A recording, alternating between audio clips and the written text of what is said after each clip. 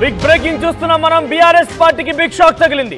Nalgonda BRS office ని కూల్చేయాలంటూ high court ఆదేశించింది.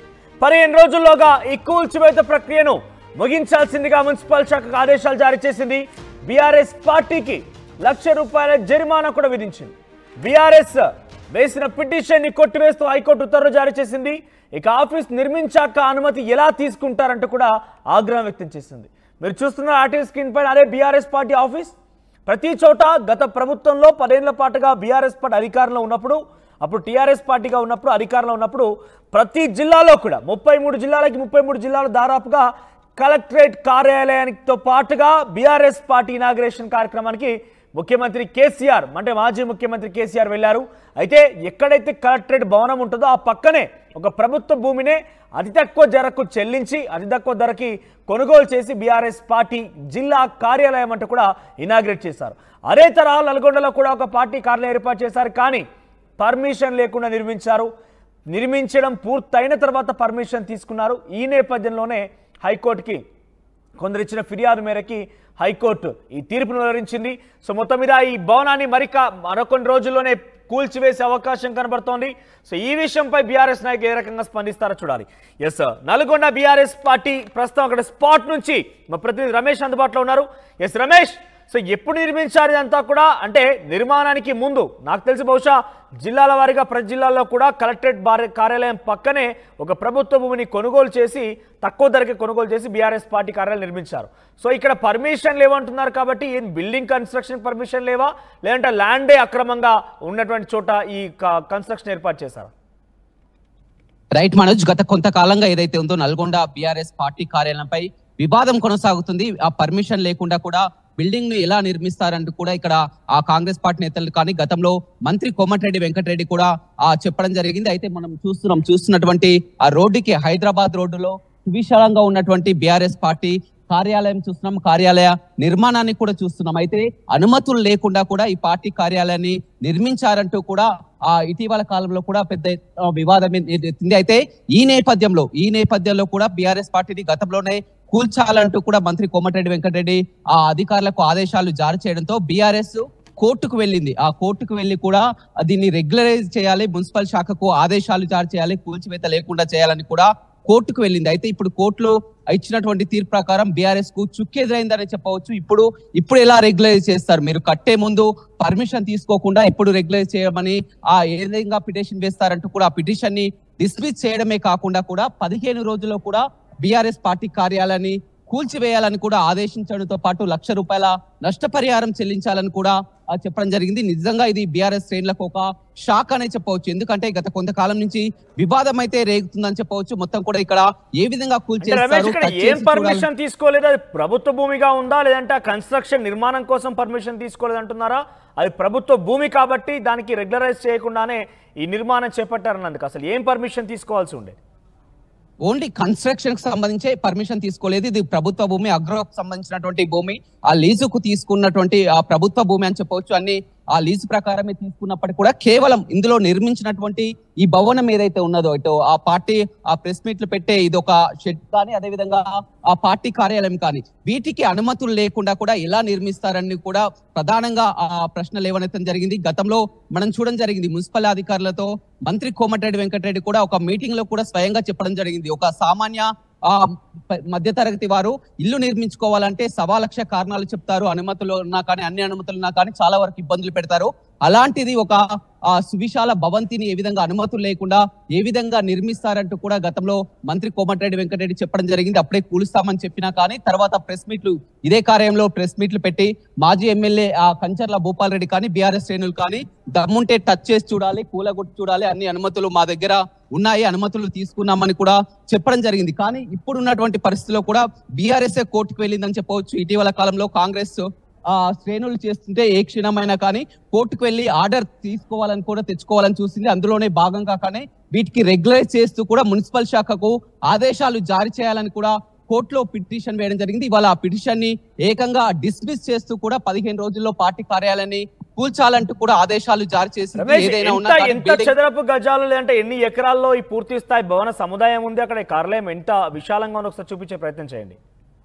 Right, మనం మొత్తం కూడా చూస్తున్నాము. Hyderabad road, main Hyderabad road మనకు ఎదురుగా రోడ్డు కూడా కనిపిస్తుంది. రోడ్డుకు ఎదురుగా ఉన్నటువంటి ఎకరం విస్తీర్ణంలో కూడా మొత్తం కూడా సువిశాలంగా కూడా పార్టీ కార్యాలయం ఇచ్చారు. ఒక నల్గొండ జిల్లాలోనే కాదు, మొత్తం ఉమ్మడి జిల్లాలో అన్ని జిల్లాల్లో కూడా మొత్తం తెలంగాణ వ్యాప్తంగా 33 జిల్లాల్లో కూడా పార్టీ కార్యాలయాలు గతంలో బీఆర్ఎస్ హయాంలో నిర్మించినవి అని చెప్పడం జరిగింది. అయితే మొన్న ఆ మధ్య కాలంలో చూసినట్లయితే పార్టీ కార్యాలయానికి పర్మిషన్ లేదని చెప్పినప్పటికీ కూడా నల్గొండలో ఉన్నట్టు ఒక బీఆర్ఎస్ పార్టీ కార్యాలయమే కాదు, బీజేపీ కార్యాలయమైనా కానీ, సిపిఎం కార్యాలయమైనా కానీ, టీడీపీ కార్యాలయం, కాంగ్రెస్ కార్యాలయం, ఏ పార్టీ కార్యాలయాలకు ఎవరు కూడా పర్మిషన్ తీసుకోలేదు. దీనికి కూడా తీసుకోలేదని చెప్పడం కూడా జరిగింది అని చెప్పవచ్చు. ఏదేమైనప్పటికీ కూడా మొత్తం కూడా వారు కోర్టుకు వెళ్తే వారంతా కూడా తీర్పు వస్తుంది, తనకు అనుకూలంగా వస్తుంది, ఎవరు కూడా టచ్ చేయాలని కూడా భావించడం జరిగింది. ఇందులోనే భాగంగా వాళ్లకు నిరాశ ఎదురైందని చెప్పవచ్చు.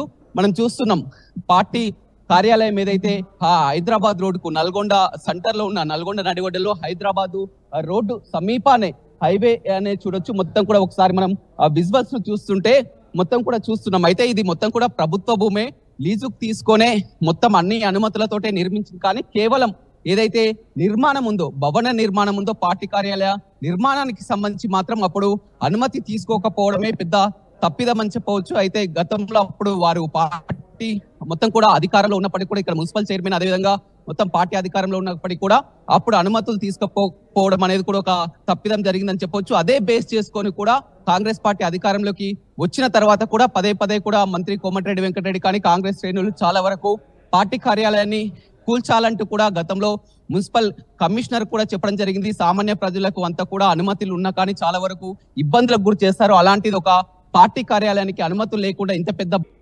కొందరు ఇచ్చిన ఫిర్యాదు మేరకి హైకోర్టు ఈ తీర్పును వెల్లడించింది. సో మొత్తం మీద ఈ భవనాన్ని మరికొన్ని రోజుల్లోనే కూల్చివేసే అవకాశం కనబడుతోంది. సో ఈ విషయంపై బీఆర్ఎస్ నాయకులు ఏ రకంగా స్పందిస్తారో చూడాలి. ఎస్, నల్గొండ బీఆర్ఎస్ పార్టీ ప్రస్తుతం అక్కడ స్పాట్ నుంచి మా ప్రతినిధి రమేష్ అందుబాటులో ఉన్నారు. ఎస్ రమేష్, సో ఎప్పుడు నిర్మించారు ఇదంతా కూడా? అంటే నిర్మాణానికి ముందు నాకు తెలిసి బహుశా జిల్లాల వారీగా ప్రతి జిల్లాల్లో కూడా కలెక్టరేట్ కార్యాలయం పక్కనే ఒక ప్రభుత్వ భూమిని కొనుగోలు చేసి తక్కువ ధరకి కొనుగోలు చేసి బీఆర్ఎస్ పార్టీ కార్యాలయం నిర్మించారు. సో ఇక్కడ పర్మిషన్ లేవంటున్నారు కాబట్టి ఏం బిల్డింగ్ కన్స్ట్రక్షన్ పర్మిషన్ లేవా, లేదంటే ల్యాండే అక్రమంగా ఉన్నటువంటి చోట ఈ కన్స్ట్రక్షన్ ఏర్పాటు చేశారు? రైట్ మనోజ్, గత కొంతకాలంగా ఏదైతే ఉందో నల్గొండ బీఆర్ఎస్ పార్టీ కార్యాలయంపై వివాదం కొనసాగుతుంది. ఆ పర్మిషన్ లేకుండా కూడా బిల్డింగ్ ను ఎలా నిర్మిస్తారంటూ కూడా ఇక్కడ ఆ కాంగ్రెస్ పార్టీ నేతలు కానీ గతంలో మంత్రి కోమటిరెడ్డి వెంకటరెడ్డి కూడా చెప్పడం జరిగింది. అయితే మనం చూస్తున్నటువంటి ఆ రోడ్డుకి హైదరాబాద్ రోడ్డులో సువిశాలంగా ఉన్నటువంటి బీఆర్ఎస్ పార్టీ కార్యాలయం చూస్తున్నాం, కార్యాలయ నిర్మాణాన్ని కూడా చూస్తున్నాం. అయితే అనుమతులు లేకుండా కూడా ఈ పార్టీ కార్యాలయాన్ని నిర్మించారంటూ కూడా ఇటీవల కాలంలో కూడా పెద్ద వివాదం ఎత్తింది. అయితే ఈ నేపథ్యంలో కూడా బీఆర్ఎస్ పార్టీని గతంలోనే కూల్చాలంటూ కూడా మంత్రి కోమటిరెడ్డి వెంకటరెడ్డి ఆ అధికారులకు ఆదేశాలు జారీ చేయడంతో బీఆర్ఎస్ కోర్టుకు వెళ్ళింది. ఆ కోర్టుకు వెళ్లి కూడా దీన్ని రెగ్యులరైజ్ చేయాలి, మున్సిపల్ శాఖకు ఆదేశాలు జారీ చేయాలి, కూల్చివేత లేకుండా చేయాలని కూడా కోర్టుకు వెళ్ళింది. అయితే ఇప్పుడు కోర్టులో ఇచ్చినటువంటి తీర్పు ప్రకారం బీఆర్ఎస్ కు చుక్కెదురైందని చెప్పవచ్చు. ఇప్పుడు ఎలా రెగ్యులైజ్ చేస్తారు? మీరు కట్టే ముందు పర్మిషన్ తీసుకోకుండా ఇప్పుడు రెగ్యులైజ్ చేయమని ఏ విధంగా పిటిషన్ వేస్తారంటూ కూడా ఆ పిటిషన్ ని డిస్మిస్ చేయడమే కాకుండా కూడా 15 రోజుల్లో కూడా బీఆర్ఎస్ పార్టీ కార్యాలయాన్ని కూల్చివేయాలని కూడా ఆదేశించడంతో పాటు ₹1,00,000 నష్టపరిహారం చెల్లించాలని కూడా చెప్పడం జరిగింది. నిజంగా ఇది బీఆర్ఎస్ శ్రేణులకు ఒక షాక్ అనే చెప్పవచ్చు. ఎందుకంటే గత కొంతకాలం నుంచి వివాదం అయితే రేగుతుందని చెప్పవచ్చు. మొత్తం కూడా ఇక్కడ ఏ విధంగా ఏం పర్మిషన్ తీసుకోలేదు? అది ప్రభుత్వ భూమిగా ఉందా, లేదంటే కన్స్ట్రక్షన్ నిర్మాణం కోసం పర్మిషన్ తీసుకోలేదు అంటున్నారా? అది ప్రభుత్వ భూమి కాబట్టి దానికి రెగ్యులరైజ్ చేయకుండానే ఈ నిర్మాణం చేపట్టారన్నందుకు అసలు ఏం పర్మిషన్ తీసుకోవాల్సి ఉండేది?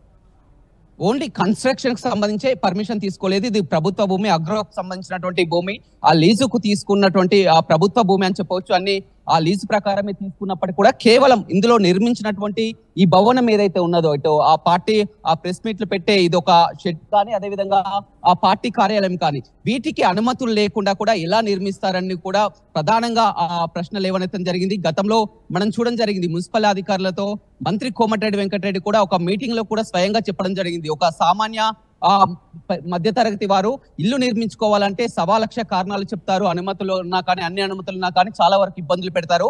అలాంటిది ఒక సువిశాల భవంతిని ఏ విధంగా అనుమతులు లేకుండా ఏ విధంగా నిర్మిస్తారంటూ కూడా గతంలో మంత్రి కోమటిరెడ్డి వెంకటరెడ్డి చెప్పడం జరిగింది. అప్పుడే కూలుస్తామని చెప్పినా కానీ తర్వాత ప్రెస్ మీట్లు ఇదే కార్యంలో ప్రెస్ మీట్లు పెట్టి మాజీ ఎమ్మెల్యే కంచర్ల భూపాల్ రెడ్డి కానీ బీఆర్ఎస్ శ్రేణులు కానీ దమ్ముంటే టచ్ చేసి చూడాలి, కూలగొట్టి చూడాలి, అన్ని అనుమతులు మా దగ్గర ఉన్నాయి, అనుమతులు తీసుకున్నామని కూడా చెప్పడం జరిగింది. కానీ ఇప్పుడు ఉన్నటువంటి పరిస్థితిలో కూడా బీఆర్ఎస్ కోర్టుకు వెళ్ళిందని చెప్పవచ్చు. ఇటీవల కాలంలో కాంగ్రెస్ శ్రేణులు చేస్తుంటే ఏ క్షణమైనా కానీ కోర్టుకు వెళ్లి ఆర్డర్ తీసుకోవాలని కూడా తెచ్చుకోవాలని చూసింది. అందులోనే భాగంగా కానీ వీటికి రెగ్యులైజ్ చేస్తూ కూడా మున్సిపల్ శాఖకు ఆదేశాలు జారీ చేయాలని కూడా కోర్టులో పిటిషన్ వేయడం జరిగింది. ఇవాళ ఆ పిటిషన్ ని ఏకంగా డిస్మిస్ చేస్తూ కూడా 15 రోజుల్లో పార్టీ కార్యాలయాన్ని కూల్చాలంటూ కూడా ఆదేశాలు జారీ చేసింది. ఏదైనా ఉన్నా ఎంత చదరపు గజాలు లేదంటే ఎన్ని ఎకరాల్లో ఈ పూర్తి స్థాయి భవన సముదాయం ఉంది, అక్కడ కార్యాలయం ఎంత విశాలంగా ఉందో ఒకసారి చూపించే ప్రయత్నం చేయండి.